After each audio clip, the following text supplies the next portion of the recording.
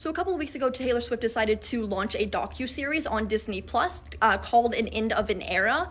I'm taking notes. I'm going to do a full video on it. I'm still on the first episode. I'm about 25 minutes in, but I need to share this scene with you.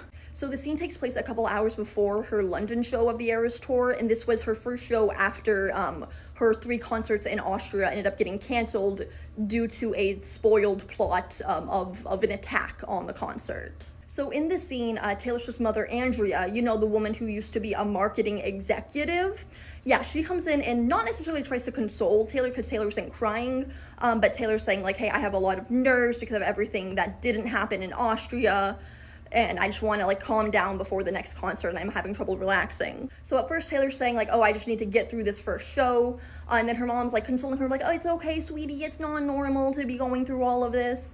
And Taylor's like, yeah, now that you say that, I've been, like, twitchy and fidgety. And then she, like, jerks her head as almost, like, an example of her being twitchy and fidgety. But she's not saying this at the start of the scene, and she hasn't been twitchy or fidgety the entire time. And the worst part is that it's not even really convincing. Let me show you. And as someone with more than their fair share of firsthand experience with things like post-traumatic stress and anxiety, this is not how it works. You don't just like summon it performatively. Also, she starts this scene off by saying, oh, like, no matter how she's feeling, she just needs to, like, lock in for the duration of the show, because, like, people can, like, pick up on how she's feeling, which is a message that's been repeated throughout the entire episode thus far. And, like, somebody else is like, oh, hey, and, like, as soon as Taylor hears them, all of a sudden she's like, hey, and she's, like, acting, like all, like, bubbly and cheerful again, and it's supposed to, like, reinforce this message of the show must go on, and it's very much trying to, like, build into, oh, Taylor's dealing with all of these problems, but, like, oh, that's just the life of a showgirl. But it's just disingenuous. It only ever reads as disingenuous. Like, can't you have, like, at least one other scene in which you're gonna be, like twitchy and fidgety, or is it just, like, for that one scene that you shot with your marketing executive mother? Who, by the way, has been the target of subtle jabs, like, I think at least twice that I picked up on earlier in the episode, and we're only 25 minutes in.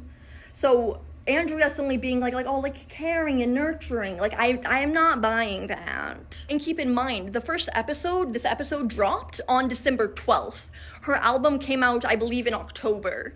So this is very much, I don't know how to call it. It's propaganda to try to get people to like Taylor Swift again. Because what the message that keeps getting repeated, like, over and over again is, oh, no matter how I feel internally, I just have to, like, act all, like, happy and, like be, like the leader and, like pretend like nothing is wrong.